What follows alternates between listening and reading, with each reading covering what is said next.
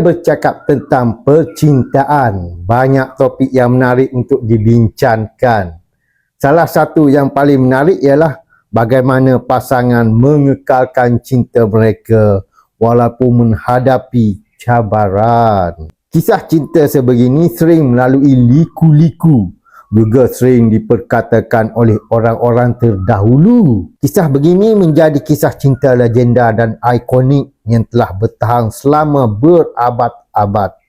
Satu kisah yang pastinya menarik untuk diperbincangkan ialah kisah ikonik Salim dan Anarkali, iaitu kisah cinta mereka benar-benar kuat kerana mendapat tentangan daripada keluarga mereka.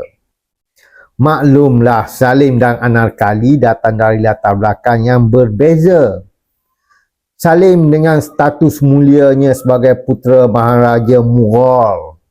Anarkali pula seorang wanita cantik dari Iran yang bekerja sebagai penari di Istana Mughal. Walaupun berbeza latar belakang, kedua-duanya tetap cuba bersatu walaupun di satu pihak Salim terpaksa melawan tentera ayahandanya. Bagaimanakah kisah ikonik Salim dan Anarkali yang luar biasa? Salim, anak kepada Maharaja Mughal iaitu Akbar, jatuh cinta kepada seorang pelacur yang bernama Anarkali. Dia terpikat dengan kecantikannya dan jatuh cinta sebaik sahaja melihat Anarkali. Bapanya tidak dapat membenarkan dia jatuh cinta dengan Anarkali. Bapanya menggunakan segala cara untuk menekannya dan merancang pelbagai taktik untuk memisahkan mereka. Apabila Salim mengetahui tindak tanduk ayahnya, dia pun mengisytiharkan perang kepada bapanya. Salim tidak senang dengan sikapnya terhadap Anarkali. Perang melawan tentera Maharaja yang besar dan kuat, pasukan Salim telah kalah.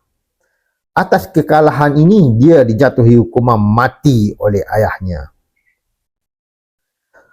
Anarkali telah mengambil tempat kekasihnya dan dijatuhi hukuman mati sebagai ganti. Dia dilegendakan sebagai mati ditanam di dalam dinding hidup-hidup di depan Salim. Dan selepas peristiwa itu, Salim akhirnya diwasiatkan oleh ayahanda Akbar menggantikannya apabila ia telah tiada, dan kemudian Salim dikenali dengan Jahangir, Maharaja Jahangir. Betapa sukarnya untuk merasakan dan mengekalkan cinta.